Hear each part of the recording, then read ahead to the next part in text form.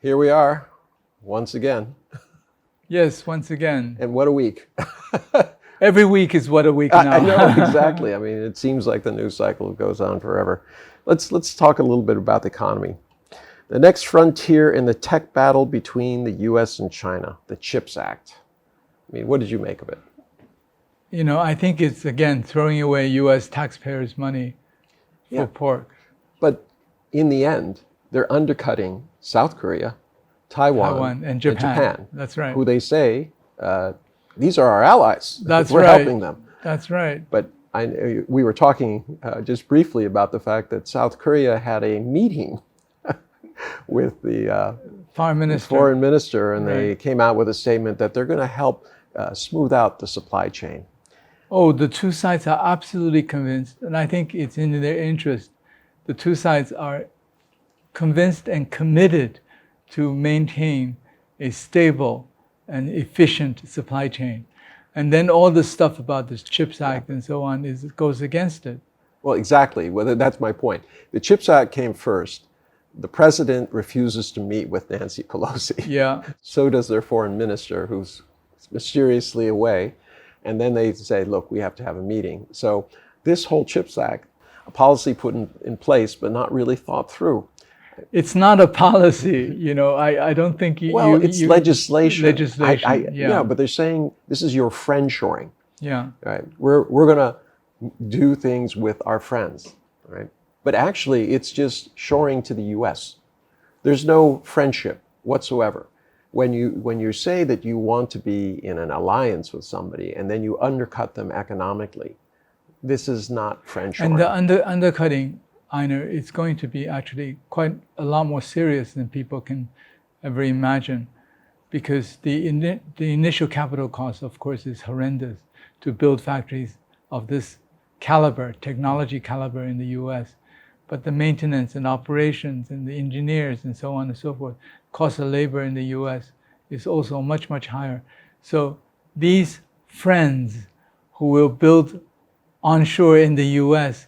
will simply become non-competitive. That's fine. Yeah. They'll have the U.S. market, maybe Canada, maybe Europe, but the rest of the world. I'm not even sure about the U.S. market, because ultimately.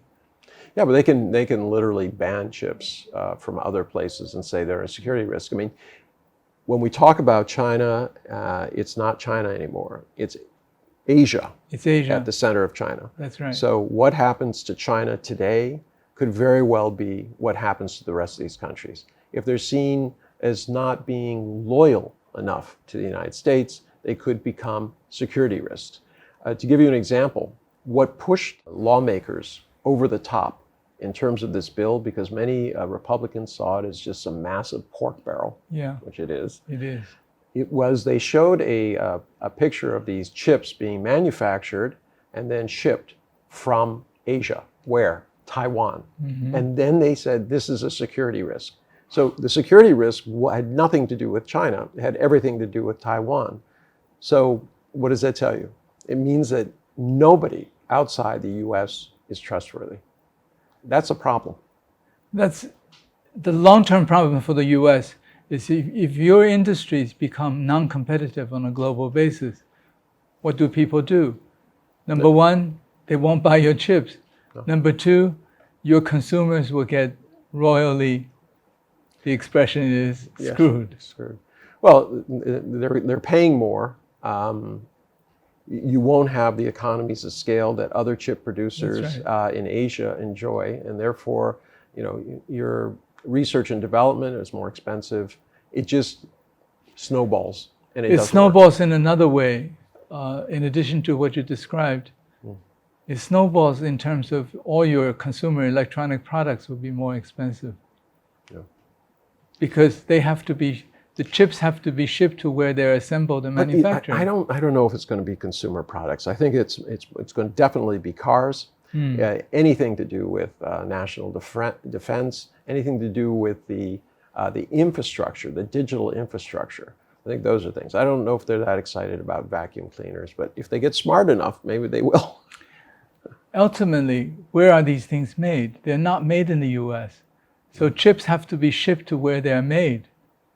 Again, It's a security risk. It's a security You know, risk. we live in a fairly paranoid world. Like you said, vacuum cleaners and refrigerators. Security risk. It's getting totally absurd. Well, I mean, once you start going down the path of paranoia, it's really hard to stop. There has to be some sort of break. Okay, we always are talking about the U.S.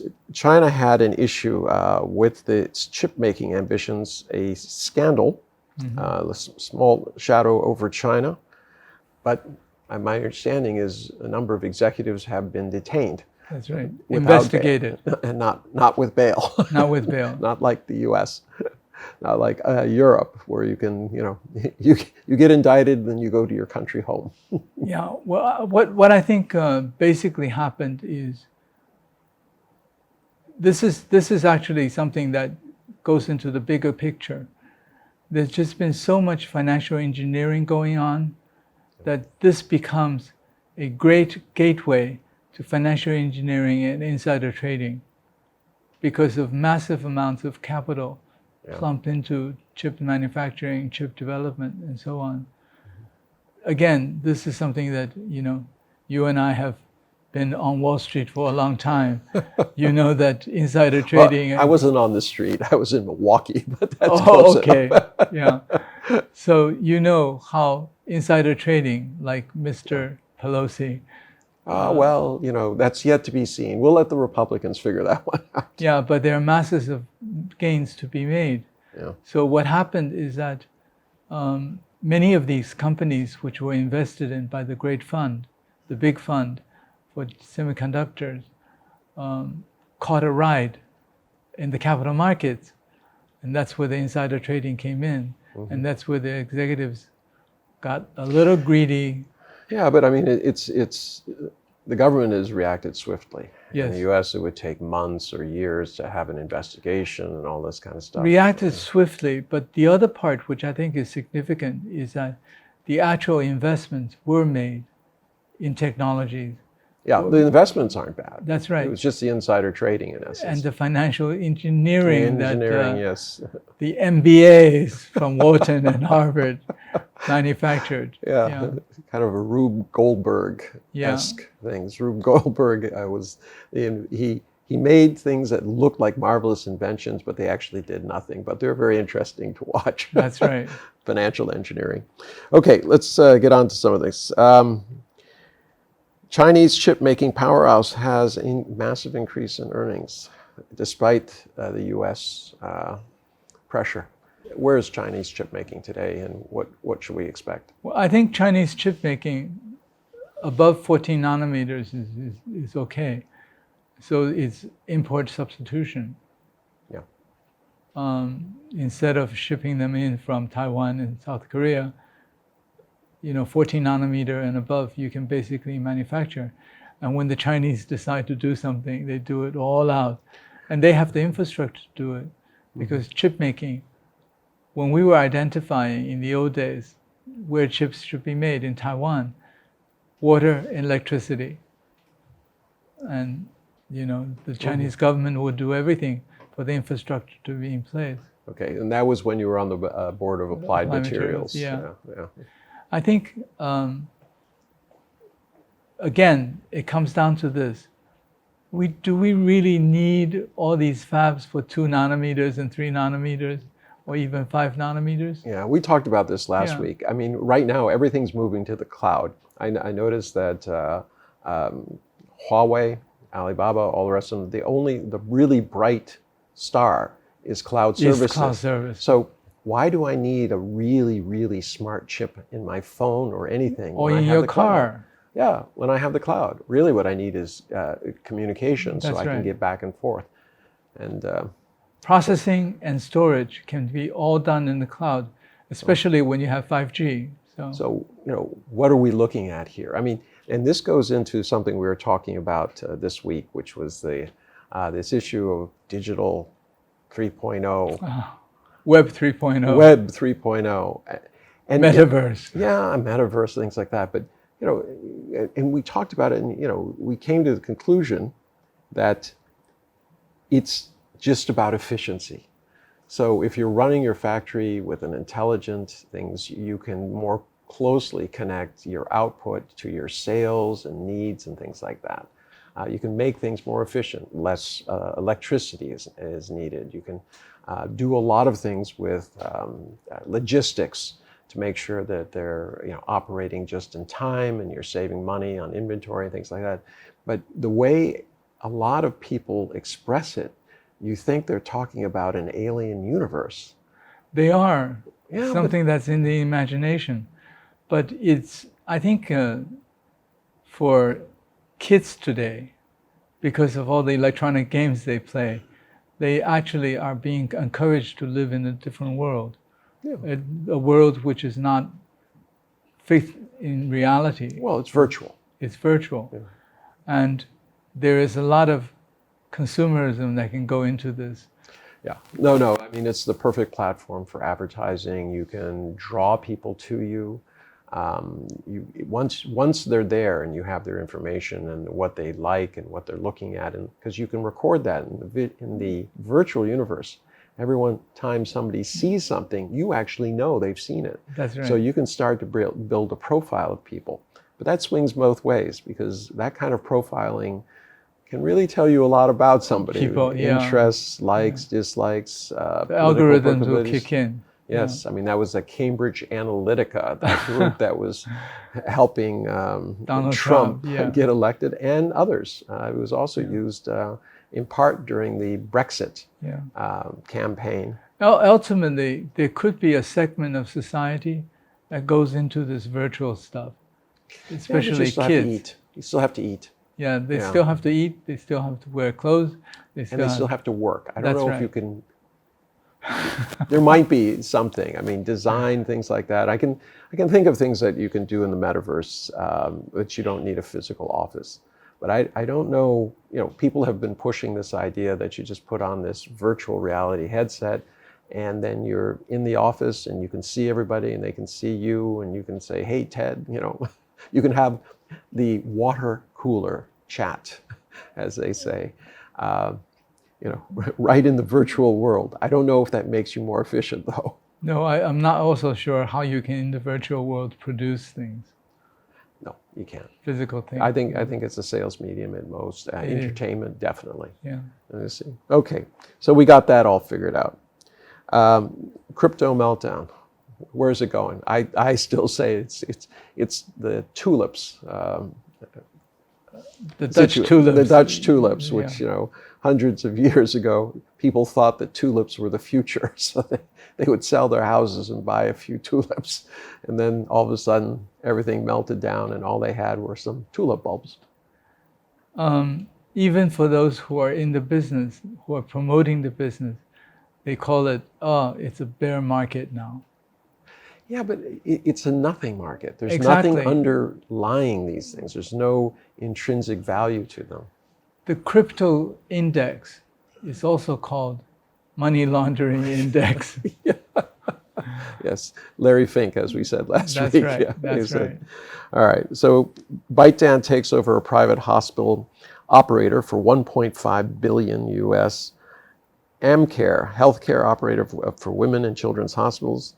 This is unusual for a social media giant. What do you make of that? It's not just them, actually, who are moving into new sectors. They're moving from the virtual world, from the internet economy, to physical. Yeah. And many others had, take a look at, for example, Haier. Haier, they used to make refrigerators, and now totally concentrated in mergers and acquisitions in medical equipment. Yeah, but I mean, how far can that go? How much? I mean, these companies seem to be converging around healthcare, because it's aging business. population, big business, all of these things. But there's a limit to how many people are going to survive in that atmosphere, and I kind of wonder. I mean, this. You mean how many companies will survive? Yeah, because they're coming at it from different. It's like the EV market, the electric vehicle market. Yeah. You have traditional, groups who are dozens now. I know, but from all, you have the traditional car makers, and then you have these new groups who are really real estate developers. real estate developers. And Huawei. Yeah, chip maker. But Huawei, my understanding is they're not trying to make a car. They've invested in a car company.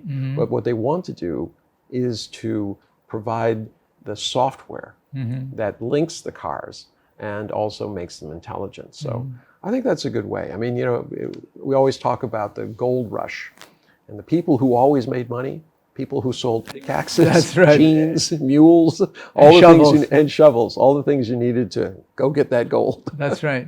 Yeah. And that's actually what happened with cryptocurrency for a while. It's not the miners who really made the money. It's the ones who had the chips, the chipsets, who made the chipsets to do the mining. Oh, absolutely. And Nvidia, Yeah. I mean, they made a killing. I don't know where their stock is right now, but I'm sure it's not the same as it was Oh, no, in the heyday. no, but the CHIP Act will kick it up a bit. Okay. Chinese companies awaiting listings in the Hong Kong market, way up. Also on the mainland marks. And then you had 5 Chinese companies Delisted in the U.S. What's happening in the capital markets? Is it just shifting to the east? Is it because the U.S. is pushing everybody out? Or is this simply just economic gravity? I think it's a combination of everything you described. Economic gravity, there's no question, right? Asia is on the rise, all of Asia, not just China. But the other part about this, I've noticed, is there is increasing concern over investors from Asia on what the U.S. may do to Chinese companies and Chinese capital. The confiscation of personal property of Russians is very, very serious. Well, it's slippery slope. They agreed never to weaponize SWIFT. They did. They did. They seized without hearings, without due process. And they're blacklisting people because they say you're Russian, so you can't come here, whether it's sports or businessmen trying to go places. Now they point fingers at people. You are Vladimir Putin's friend, so everything you owned. Yeah, but isn't that? It's absurd. No, but the U.S. says they're against autocracy. An autocracy is when you don't have the rule of law and an individual or a group can make decisions and judgments about you without resort to any legal process. That's right. So the U.S. is being autocratic. It says we're fighting autocracy by being autocratic. We're doing exactly the same what thing we say we don't want others to do. And but why doesn't people, this post-hypocritical world, why don't people realize this? I think more and more people all over the world are recognizing it, especially in the global South, with the exception of India, maybe. Yeah. It's issue of proclaiming the right to private property is sacrosanct, and then but not the right is sacrosanct. But then on the other hand, you say, but we can seize it without due process or laws if we want to, because we don't like you. It's sacrosanct if you're not American. Yeah. Talking about India, apparently there's been a report out that a lot of foreign companies are registering in India, but the number of that are active are actually down. This brings into question, there's this conversation going on that somehow India will replace China. And I'm not talking about it on a nationalist basis, but I mean, in terms of economy, I just don't see it. They just don't have the infrastructure, literally have the infrastructure. They're still running out of electricity every other day. Well, they're still using locomotives that are 100 years old. That's right. I think it's, I feel sorry for the leadership in India because they have a very, very tough situation. Take a look at, for example, in 2014, they announced to the world that India is open for business and that please come and invest and so on and so forth. But then for every Chinese company that invested in India, I think 7 or 8 got turned off because they got shafted easily. Like Vivo, what happened to Vivo? Yeah, but this is not just a Chinese thing. I mean, there's so many American companies who have gone in with high hopes, Walmart, Amazon, all of them, only to be booted out. So I don't, the irony is that everyone says that it's China who's protectionist and doing all these things. Actually, India is far more protectionist. Far more productive. But no one calls it out because there are other aspects to this. I think India, the stock market has done really well the last couple of years, and that's because of hot money. Hot money, but also they are growing a substantial middle class. Nothing, things. And what was a good friend of ours, a mutual friend, said India has potential, and it always will. And this goes to this issue that you can't just have potential, you have to have a plan. And I remember talking to a very high-level Indian government official who was trying to convince me many times that India's strength is its diversity. I said, but what's your plan? He said, don't talk in those terms. Think of our strength. Our strength is diversity. I still to this day can make no heads or tails out of what he said. It made no sense to me. There's another angle, going back to what you said before about how Western companies in India has not done well, just like in the Chinese companies. But the resistance is very different. For the Western companies, I think it is local government and businessmen trying to squeeze whatever they can out of. Also local business chains who are opposed to it. I mean, Amazon was pushed out because these little, mom and pop shops said, look, they'll destroy us. Look what they did in the United States. We'll be even worse off. Yeah, but that's one type of resistance, right? Which is really means that you don't want to make your society more efficient. But as far as the Chinese side is that Chinese products are simply cheaper, better, and faster made, more efficiently manufactured in China. And India is trying to protect its own economy, its national brands and so on. But do you do that by not making yourself more efficient? By just blocking everybody out. Well, they're doing that. They've outlawed all of phones that are sold beneath a certain price, which of course means all of the Chinese brands. And they're saying that any phone sold in this category below a certain price has to be, in essence, from India. In the end, I think that deprives Indians, of access to very good phones that they prefer, that are cheaper. At some point, once you have a monopoly, why do we have to innovate? Why do we have to make it better? Why do we have to innovate? Make money. That's why we're here. That's what monopoly is all about. All right. So, anything on inflation and stagflation? Well, China has slowed down quite a bit. Yeah. I think it doesn't have an inflation problem.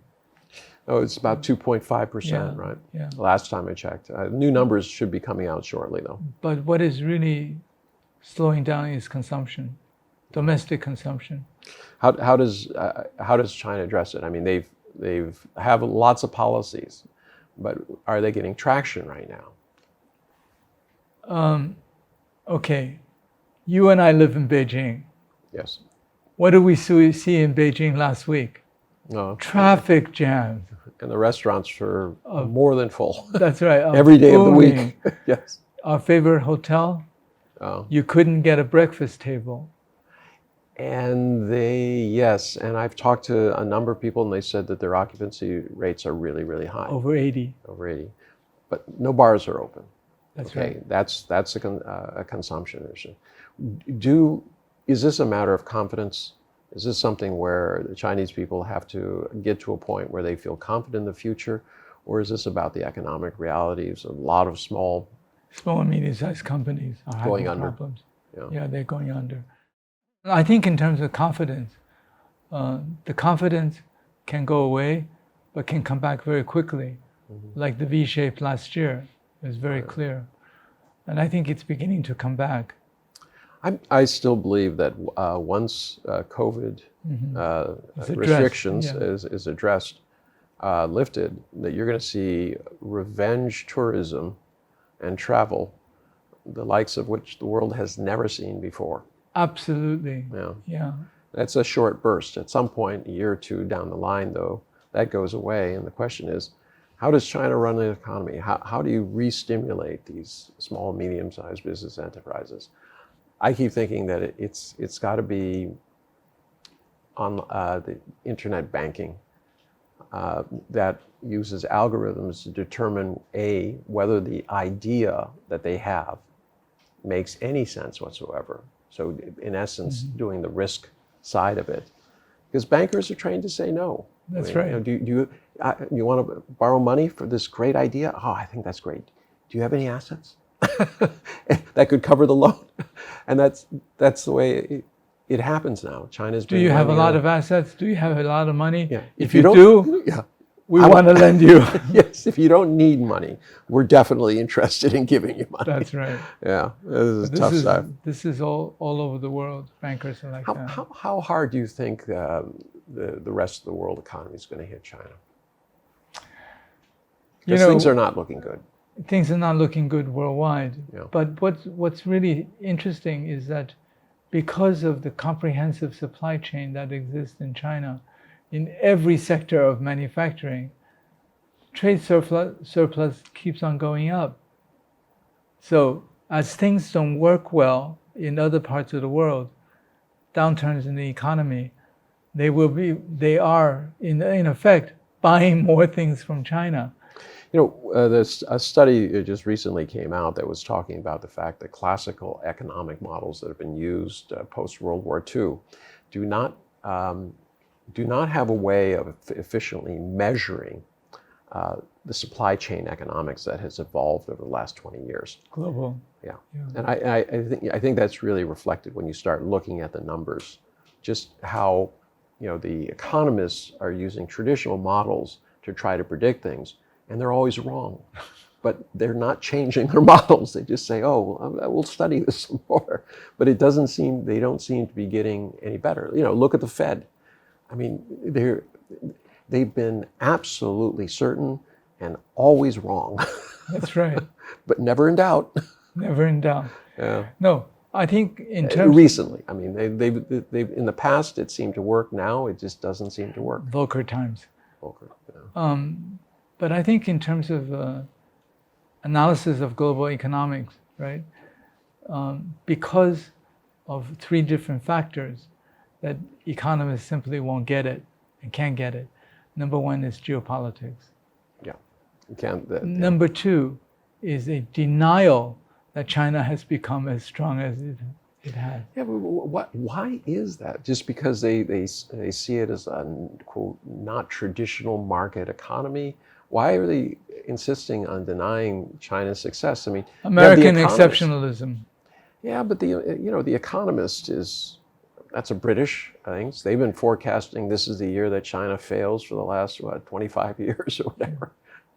Why, is it a colonial attitude? I think it's a colonial attitude. How can any non-white Anglo-Saxon Protestant country become a dominant force? Yeah. And there's a third. But it doesn't make sense. So, if you look at the last 2,000 years, basically only 200 have been a Western dominant. That's right. So I don't know. But how many of them study history? Yeah, well, that's. And as they say, those who fail to study history are doomed to repeat its mistakes. That's right. All right, so we have Biden's climate bill passed, but it was labeled anti-inflation. I mean, this is classic American pork barrel politics. Yes, but I mean, they say, "Oh, we're reducing inflation." That's the number one concern in the U.S. right now. But it's actually not going to reduce inflation over the short term. It might, or even with the medium term. Medium terms. I mean, the renewables, good idea. Mm-hmm. Absolutely. It's a climate bill. But they named it inflation. Nothing to do with it. What is happening to democracy when you cannot tell the truth about to the people regulatory, you're supposed to be? That's right. Yeah, of the people, by the people, for the people, right? That's the idea. But if you're lying or obfuscating that, somehow this all kind of breaks down. Where's the transparent? Where's the press claiming. There have been a few articles saying, it's not exactly anything to do with inflation, but it's a good bill.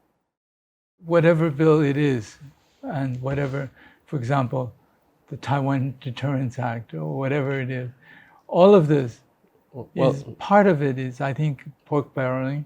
The other part is it's feeding on the uneducated voters in America, which is really a scary thing, I think, in the long term. But it doesn't work. The reason Donald Trump was elected is because they've been feeding on the uneducated voters, misdirecting them, telling That's we're right. going to help you when they don't. I mean, the economic disparities, income disparities, wealth disparities have been going up for the last 40 years. Meanwhile, the middle class has been dissolving. It's been going down. Yeah. And the people at the lower middle class are really, really suffering. So how long, this is my point, how long can you keep up this misdirection? I think one part about the misdirection is really to divert the attention. I know, but you can fool, there's a saying, Right. you can fool all the people some of the time. Some of the people all of the time. Trump supporters. Yeah. But you can't fool all the people all of the time. Yeah. So at this juncture, I mean, we seem to be coming up. It depends on proportion of some of the people and right? Well, I mean, Trump supporters are, 30-some percent still. Yes, they've gone into his residence in Mar-a-Lago. Yeah. They found classified documents. His lawyer signed off, said there were, months ago, saying, no, there are no classified documents here. There's no documents that belong. They were planted. Well, now all of a sudden it's planted. But which is it? We gave everything back, or they're planted, or whatever. I mean, his attorney was there at the residence. She wasn't allowed to go in and supervise the things, but she had to sign a receipt for all the materials that were taken out. So I mean, but Donald Trump, on the other side, he has his base, he has Truth Social, and he's gotten a lot of candidates into positions. All people beholden to him, and all people who are election deniers. Yeah. They said that he won. So the question is, what do the voters do in these upcoming midterm elections? Are they going to vote these people in? I think Mr. Trump doesn't really care in terms of strategically where the country goes. He's all out for his own revenge or his self-interest. Mm. And that doesn't augur well for the country. No, it doesn't. But I mean, he's not the only one. Nancy Pelosi, there are real questions about what she's done. Obviously, Biden's son, Hunter Biden. As they call it, the laptop from hell. And it just seems like there's a leak every week or two detailing, that his father was involved. This is going to get very ugly and very dirty. Especially if the Republicans retake the House. If they do that, it'll be primetime central for investigate everybody on the Democratic side. House committees on all kinds of things. But how can you run a country when you're just investigating the other side depending on who's in power? I think isn't that a banana republic? Wasn't that what we always complained about with other nations? Yeah. No continuity. And the other part is that for empires to fall, it rots from the inside. Yeah. And that's what's happening now. Yeah. Okay, so let's go on to a few other things. Politics. We talked about Mar-a-Lago. Candidates. Let's talk about Taiwan. Pelosi's visit is now being followed up by a 5-member congressional group. They're on the island. They're going to talk all sorts of, defense and trade. There's the Taiwan's Relations Act, which is a revision of it, which is going through Congress right now. This is not going This is not going in the right direction, despite everything China is doing. Why? I think the U.S. is, first of all, there is midterm elections coming up, and it's a big story. Is it? They're, you know, Pew does a search. That's right. The They're- Americans don't care, really. Yeah, no. Taiwan doesn't even figure on the list. Yeah. Okay, Ukraine is higher than Taiwan, right? Inflation, by far, number one. Everything has to do with domestic issues. Why are they running across the Taiwan? If you can't address the inflation problem, if you cannot address the Misdirection, once exactly, Yeah. of course, you create a story. Yeah, but it's And just, the press picks it up. This is terrible. Da da da da da da. This is tension. This is potentially war. how often can you do the misdirection? We talked about what they're doing with the CHIPS Act, which is Yeah. basically trying to gut the economies. And the Anti-Inflation Act. And the Anti-Inflation Act and all of these things. I mean, how long can that last? How long can you say, oh, I want to be your friend, and then stab people in the back and expect them to forget about it, you know, the next time you need them? No, the world has already changed a lot. Yeah. I don't know if you saw the video of the South African Oh, foreign that was minister. brilliant. Absolutely brilliant. Anybody who's watching this has to see this video where she was, Blinken was, came to South Africa, and she kept on saying, well, you didn't say this, Mr. Personally, Blinken, but yeah. others have said. Other And officials. Other officials have said, Yeah. because 2 days before, Yeah. the ambassador to the UN had showed up and says, don't deal with China, don't deal with Russia. That's right. And South Africa has this strange feeling that they're a sovereign nation. That's right. And that they have been dictated and told what to do by colonial powers for long enough. Yeah. And she, in essence, said that. Wonderful speech. Definitely worth watching. That's not something we would have seen 10 years ago or 15 years ago. No. And the Mexican president. Yeah. On I'm not coming to your thing, yeah. Well, the summit of the Americas. Yeah. With only a few of the Americas coming. You have increasingly the global South recognizing America and the former colonial powers for what they are.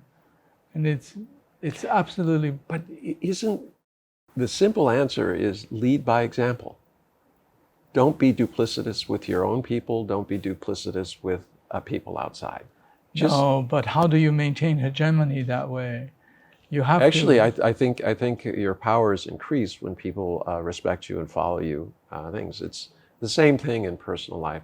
I don't want to deal with anybody. If American character is reflected in the political system today, it's not the kind of, and it was, you know, a person had that character, I wouldn't do business with them. I wouldn't have anything to do with them. And at some point, right now, there's very little choice not to deal with America because of its military power and its US dollar strength. Military power, what? They're going to invade the whole world?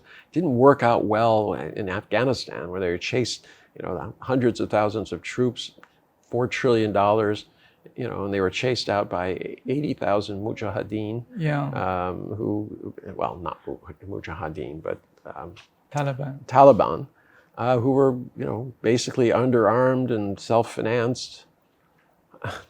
How is it even possible that you could think that you're going to do more with your military when they have been consistently failing?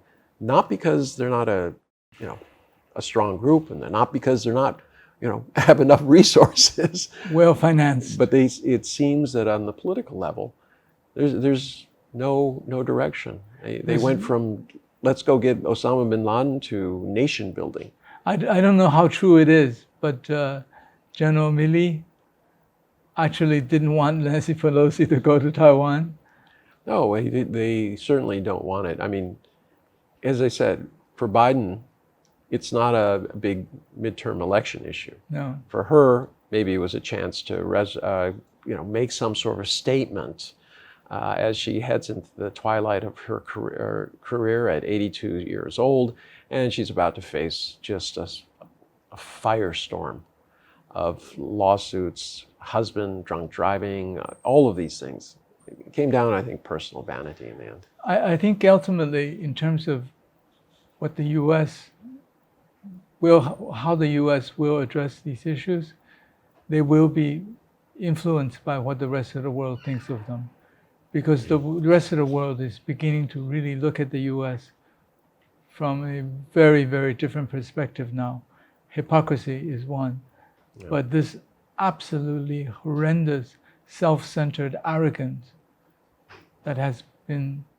Yeah, but it hasn't always been that way. I mean, It there used to hasn't. be inspiring words when we were younger.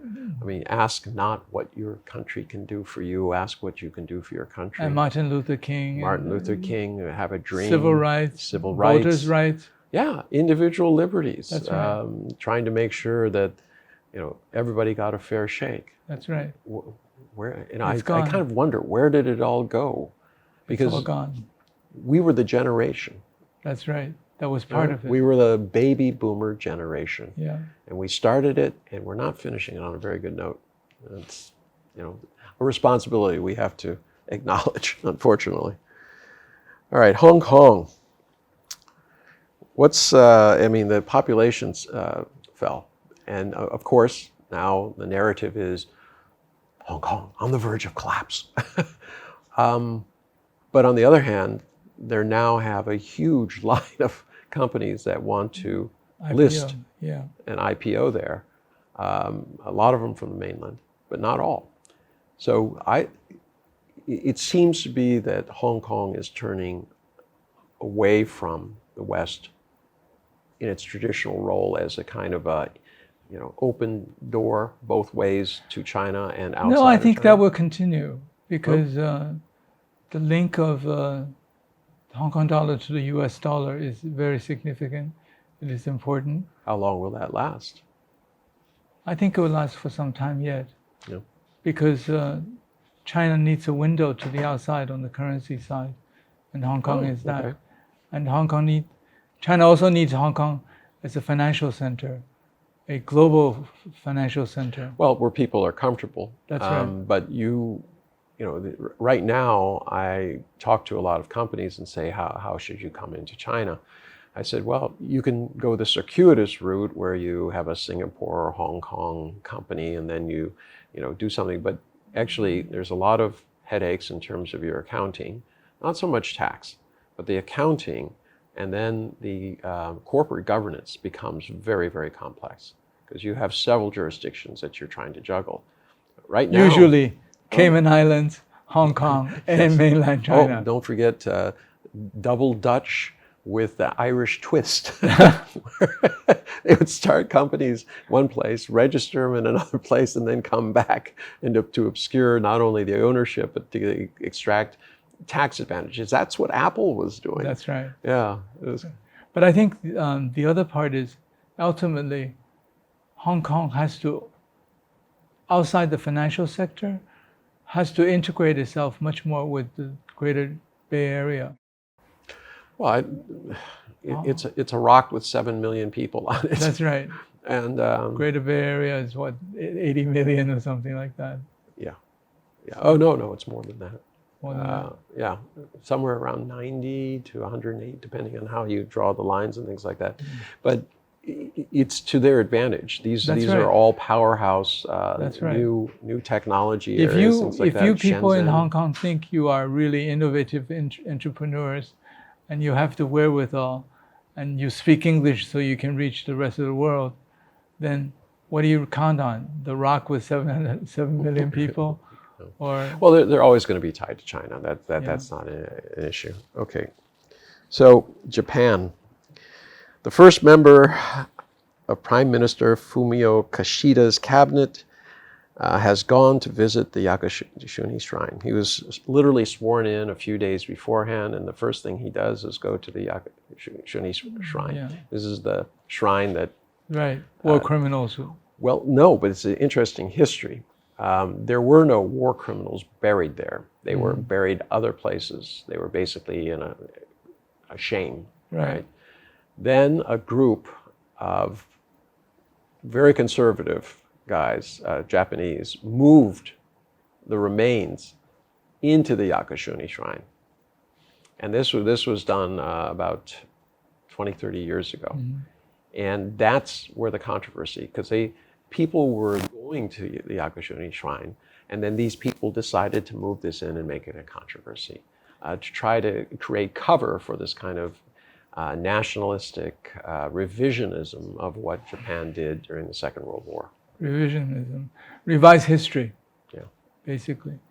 Well, they're doing it. I mean, in terms of the textbooks, they don't mention any atrocities. That's they right. don't mention any Even responsibility or invasion. Yeah. The Nanjing massacre, turns out that the Japanese were trying to keep order because the Chinese were fighting each other. So, I mean, this kind of turn in history. In Germany, it would be illegal to do this, to rewrite history. In Japan, it's the official government It's line. promoted by the government. But where does this stop? I mean, a lot of this is fueling, very bad blood, not only between China and Korea. and South Korea. Just can't accept it after what the North Japanese and did. South Korea. Yeah, they can't accept it historically for what happened. I think in terms of the Japanese, they still feel that they're backed by the Americans. They can move in a direction. Yeah, but this goes back. I don't know that they. I still believe that if they become self-sufficient in terms of defense, they will be asking the U.S. troops to move. Yeah. The same rabid nationalistic forces that are pushing this are not the ones who are going to tolerate foreign soldiers on their soil. They're trying to revise the Constitution the U.S. forced on them after the Second World War. Which they see as a national shame. Exactly. So these people are not, in the end, going to be America's friends. But that's what I predict. They will use the Americans. Well, right now they are. Yeah. I mean, it was Kishida's met with Pelosi when they were in Japan. Despite the fact that she, 6 days before, she just passed an act that was aimed directly at cutting their throats. And the Americans, in terms of chips, this is not the first time. No. You remember in the 80s and 90s, right? Japan was doing really, really well. I think Japan was decades ahead of Korea at the time. Yeah, they were. But I mean, it used to be made in Japan meant cheap. That's right. And then all of a sudden, you had Toyota and all these and Sony. And then you had the Toshiba, Sony, all of these companies. Yeah. And they invested in not only infrastructure, but in making their products the best they could be. That's right. Yeah. Now, South Korea's gone through that. China's gone through that. And you're starting to see other nations copying the same thing. Right? Malaysia, Indonesia. Yeah, even Vietnam. Yeah. They're trying to climb it, but they have problems with their infrastructure. So it's tough to see until they get Ultimately, it comes back to what the Chinese government planned. Build infrastructure first. Yeah. You want to get rich? Build a road. That's right. That was the saying, I believe. That's right. Oh, by the way, on a side note on this, it's quite interesting. The governments of Pakistan and China declared over the last 6 months now various plans. They had SIPA, the China-Pakistan economic corridor. Yes. It was all about infrastructure. Now they're going beyond that. Well, they're inviting people to be part of it, and this is driving India, not people, countries. And this is driving India crazy. A little crazy, yeah. I remember talking to one of their top advisors, and he told me, China has to let us in and kick Pakistan out. And I said, how would that happen? He says, well, they can figure it out. I didn't know what to say. Again, it's the arrogance of a lot of Indians who think that they can dominate. Well, I don't know if it's arrogance. Sometimes I see it as more... self-deception. No, passive-aggressive. Yeah. They tend to be on the sidelines on a lot of their own internal issues, whether it's the farmers. Well, it's not just the farmers. It's the whole issue of a caste system. Yeah. It's holding people down. I mean, they always talk about how India is producing some of the world's top CEOs, especially in the United States in technology, but they don't cover why they're not in India. Why are there not any top companies like that in India itself? And the reason is because they leave because there's no opportunity. They're not part of a rich family that controls a business. If their name isn't, they're not part of the Tata or Ambani or It's But what you said that's interesting about, countries wanting to join the Pakistan corridor, China-Pakistan economic corridor, I think it's reflected also in how many countries want to join BRICS yeah, and the Shanghai and SCO. cooperation. Yeah, SCO. So, I mean, do you see this as a growing regionalization? Regionalization, Global South, Global Asia, South, yes, maybe even the stands, Russia. yeah. It's moving, and it's moving a lot faster than people can imagine, because this is not something the U.S. is happy about. I know, but they seem they don't seem to be going at it. I mean, they keep They having are. these They're trying summits. to build their own I summits, know, but right? the thing in Africa was like a lead balloon. The invitation to ASEAN, Yeah. where Biden didn't have the time to actually meet with these 10 heads of state who came to see him, other than as a group, didn't meet with them individually. The Summit of Americas, I mean, it's just been one disaster after another, not making any headway. Coming into these meetings and saying, we have a framework. Well, what does that mean? Well, we're thinking about They it. have many frameworks. I know, but where's the meat? Where's That's the right. beef? The meat is 120 million for ASEAN countries. But I think what's significant, what you described, is exactly what is going to promote that regionalization and South-South collaboration more rapidly. It's going to accelerate the process, because it's very clear which side actually has its own people in well-being in mind, which side is really aiming for peace and security and development and stability, which side is really trying to address the serious issues that the Earth is confronting, food problems, climate issues, and so on, and which side is just forcing you to take side against my enemies. Yeah, but the problem with that is if we're friends and we have a common enemy, that's fine. But I can't say, let's be friends, and then, politically, and then stab you in the back economically. I don't know how that's doing. All right, let's go to Kissinger. Former U.S. Secretary of State Henry Kissinger believes that Washington is teetering on the brink of war with Moscow and Beijing on matters that the United States co-created. All right. Quote, we are at the edge of war with Russia and China on issues which we partly created without any concept of how this is going to end or what it is supposed to lead to. End of quote. I mean, that says it about as succinctly as you can. From one of the most revered, experienced, he wasn't always a good statesman, wasn't always a good guy. He did terrible things in South America. But here you have somebody who has nothing to lose. That's right? He's 90 years old, and he just puts it out there. 99 years old. 99 years old. He puts it out there, gets very little coverage. No one's really talking about it. But this goes to the very heart of everything that we've been talking about. I mean, it's not clear where the U.S. is going with this. I mean, it just, even if you're successful, what kind of world would it be?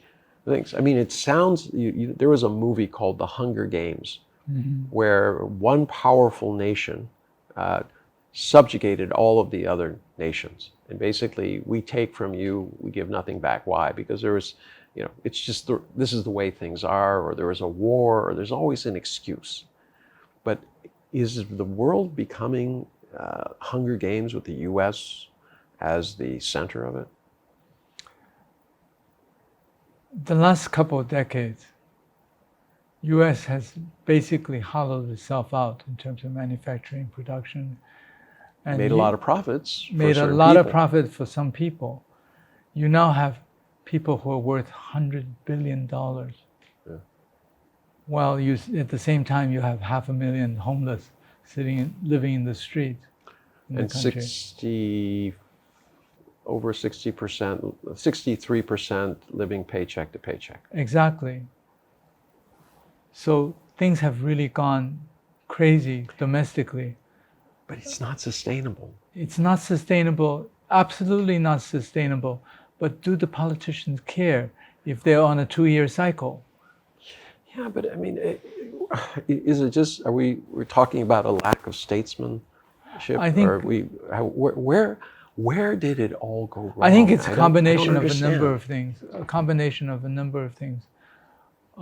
There's no question the rise of Asia has a lot to do with it as well. But If you didn't have a replacement, But Asia's rise actually helped the United States and Europe. It gave them markets that they wouldn't have had otherwise. it also gave them time to address the issues which they didn't take the time to do. No, they didn't. And yeah, they could have used this in a collaborative way. But I think the rise of Asia is a real threat on what US perceives to be global dominance that they deserve. Because after the end of the Cold War and the collapse of the Berlin Wall and the Soviet Union's collapse, US felt, this is from early 90s, right? It's top of the world. We deserve to be top of the world. Yeah, we own the world. We will control the world. But since that time, the United States has not enjoyed 1 year where it hasn't been in conflict, where US troops aren't on foreign soil. Well, I think that's part of it. I mean, that's exactly part of it. We are the global policemen. We're going to tell you what to do. We have the right and the authority to dictate. That's American exceptionalism. Yeah, it is. We've covered that many times, but this idea that one country should control the destiny of the entire world seems a little odd. I mean, talk about autocratic. Literally. Unfortunately, there are many Americans who think that way.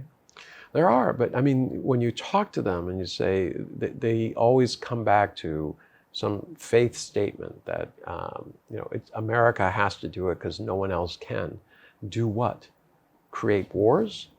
Be duplicitous with your domestic issues and duplicitous with your foreign issues? I mean, I don't understand it. I mean, right now I hear a lot of people saying, well, we have to look out for our own interests, right?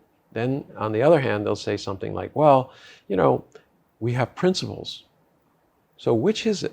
I have principles about democracy and open systems and transparency, but I'm looking out for myself, so I'm going to push that all aside and just do what's good for me. What we had for President Trump was exactly the complete opening up behind, what was behind all kinds of screens, smoke screens, in terms of the principles. veil was lifted. That's right. Donald Trump and we saw how America. ugly it is. It really is ugly. All right, let's just get a few issues here. All right.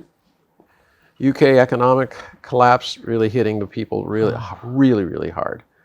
I have to believe there's going to be a regime change. They now, it seems, that the lady, not Sunak, but Truss. Truss. She's going to be the next prime minister. She's vehemently anti-China, does not have an economic plan. She's clueless. Yeah, but I mean, how is it that countries are producing people like this who say basically what they want people to hear as opposed to what they were actually able to do? I mean, it took Boris Johnson how long to be booted out for all his misdeeds and mistruths? UK is really in bad shape. I know, but it's not just the UK. Look around. Democracies around the world are suffering from, a lack of leadership. Yeah. Populists who tell you what you want to hear but cannot deliver. All over Europe. If you really look at the UK, I think the whole collapse started with the Brexit. Yeah. Years of negotiations and substantial loss. When you take an economy outside of an existing supply chain, the cost and the inefficiencies created is just massive. I know, but it's going to raise prices for people who can, already can't afford it. You can't afford it because it's no different in Great Britain. People live literally paycheck to paycheck. That's right. There's not this big savings line. Again, empires decline and fall when they rot from the inside. Have to say something about Salman Rushdie. I mean, being attacked on stage. I fail to see. If you disagree with him, don't buy his books. all right? If he says something about your religion, ignore it. If you're a true believer in what you believe in, who cares what other people say? That's right. But I mean, this kind of acting out on your beliefs, trying to force others to believe as you do, I think is dangerous. I think it's really pitting people against each other. One thing about this, which I noticed, and this is when I was at college, taking history of the world's religion courses, I can proudly say Chinese religion, Buddhism, Taoism, Confucianism does not regard those who are of a different belief to be an enemy that has to be killed. The Chinese history... Well, those religions aren't going to go anywhere then. That's right. Hey, look what Christianity did for the Crusades. That's right. You have many religions in the West, or in the Middle East, that really do exactly as you described. You know, if you're a non-believer. But it's actually not true. If you look at the Bible, there's nothing in there about killing people for Christ. And there's certainly nothing in the Quran about it. The Quran teaches peace. It's those who organize and run the religion. Exactly. Who want power. But I mean... But if you look at this it's a long-term game that hasn't changed. It hasn't changed. There's another interesting aspect in terms of Abe's assassination, too. Unification Church. Yes, this is the Reverend Sun Young Moon's church. Right. I remember it well during the 70s. You remember the the Moonies? Yes, they'd be out there. There's the Hare Krishna group, and then there are the Moonies. Moonies were kind of, they come in pairs and try to convince you to become things. But right now, they've become a media empire. They own television, radio, and print media in the United States and in other places. They've become very legit. They still have a loyal base of X million, and they're required to basically, give all their income to the church. Yeah. And so, I mean, good labor force, everything like that. But I was really shocked because Reverend Sun Myung Moon is South Korean. That's right. What are his connections to an ultra-conservative Japanese prime minister who, didn't want to even acknowledge the things that happened in South Korea? It's strange bedfellows. It's very strange bedfellows, but again, it shows how unprincipled politicians can be or have become. But I mean, doesn't that always blow up? I mean, a non-virtuous man is not going to be, you cannot there craft for long. out. No. Well, who's going to follow you? I mean, that's right. Yeah. 4 Latin American nations back Castillo as Peru political crisis continues. There was that pink wave that came in. Right, all over South America. He was the outsider. Now it appears that things I'm talking about this, not so much him, but this kind of pendulum swing that seems to go back and forth. Conservative, all right, to the left, to the right, but nothing seems to change. Why is that? I mean, South America has riches beyond belief. They have great climate in most places. They have the Amazon. I mean, incredibly fertile land. Yeah, look at Argentina. Exactly. I mean, it's. I remember the ambassador of Argentina saying, I live in the Garden of Eden, and yet somehow we have made it into hell on earth. Politically. Yeah, South America has great potential. Like we were talking about India. And always will. And it always will. We never realize. But I think things are changing also. I hope so. Yeah. But they should really, I'm always waiting for them to coalesce, to come together. They don't have to be like an EU, hopefully not an EU because of the monetary. It could be like an ASEAN. Yeah, like an ASEAN, basically. And why not?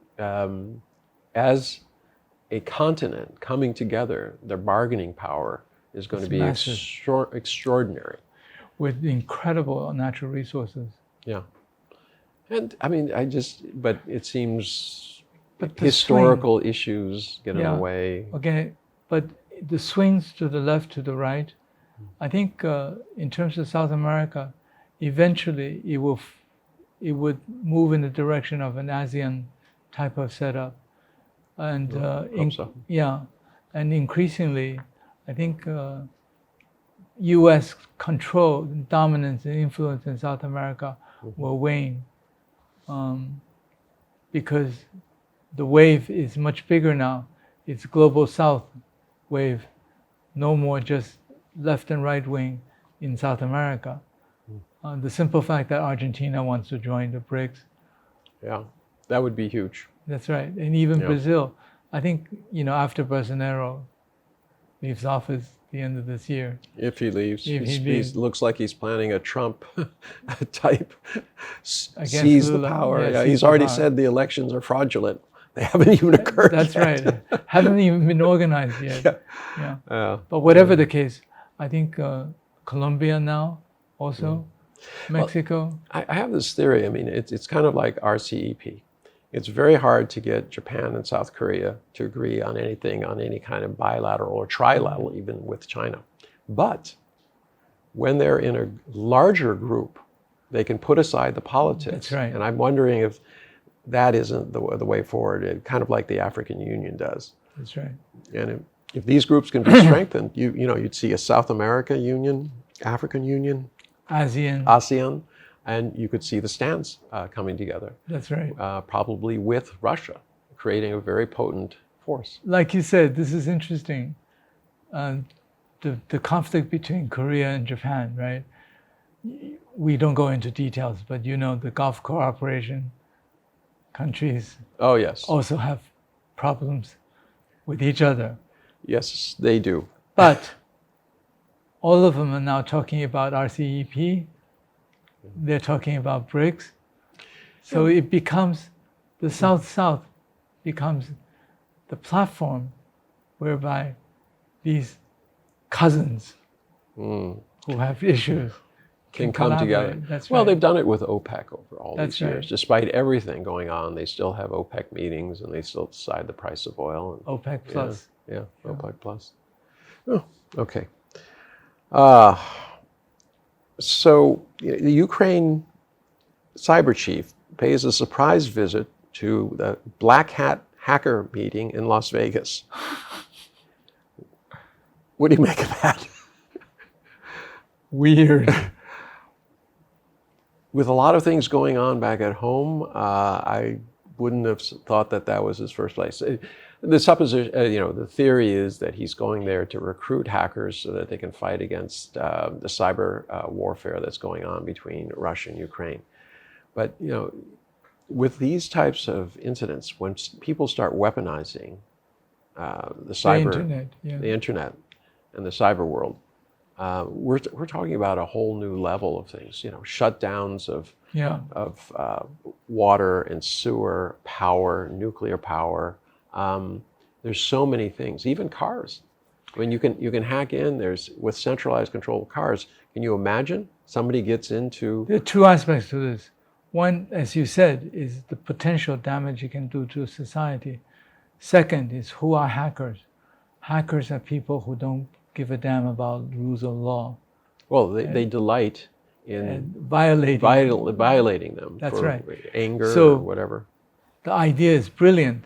We recruit people who don't give a damn about the government or law or social stability to do things against society. It's a brilliant idea. Brilliant idea. I'm sure that's going to work out really, really well. And I'm sure U.S. State Department will That's fund sarcasm. it. I know. And U.S. State Department will fund it out of their budget. I know, but we've done so many of these things. I mean, so many of the people that we've battled, from Saddam Hussein to even Khomeini, these people were on our payroll at one time. We thought it was a great idea to have them. And then all of a sudden, Marcos, now his son's back in power. Bin Laden.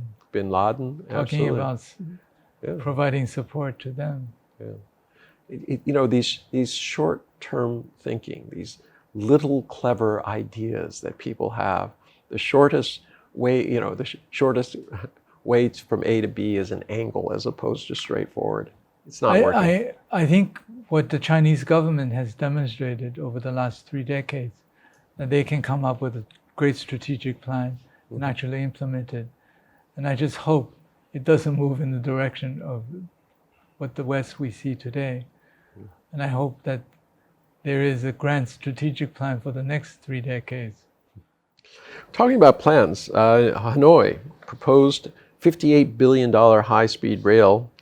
I mean, this is global South infrastructure. Yeah. I mean, this is, I mean, if in fact building a road will lead to riches, can we assume that Hanoi is finally getting the picture and investing in infrastructure? They have to. Yeah. They have to. I think one of the reasons why they're looking at this seriously is how China is helping Indonesia build a high-speed rail, and China is helping Laos. There's a high-speed rail, which is, I think, nearly completed. I think they had their first run. I think right. it has been completed. I know somebody who took one of the early runs on there. Somebody's going to be very unhappy about what is being planned. A very difficult to build, but doable rail line, not super high speed, but still modern rail line between China and Nepal. Yes. Somebody will be very unhappy about that. But you know, I sometimes wonder. I mean, definitely Nepal needs the infrastructure, That's and right. they certainly need access to the world. Previously, it was all through India. That's basically. right. Now China is offering a different doorway. I think it's up to them. They're a sovereign nation, but they're certainly getting a lot of pressure from all sides. From the U.S. as well. Yeah. But I think in terms of Southeast Asia, it's rich in natural resources. It's very, very hardworking people. The education level is increasing rapidly. What's lacking is infrastructure. Yeah. No, I completely agree.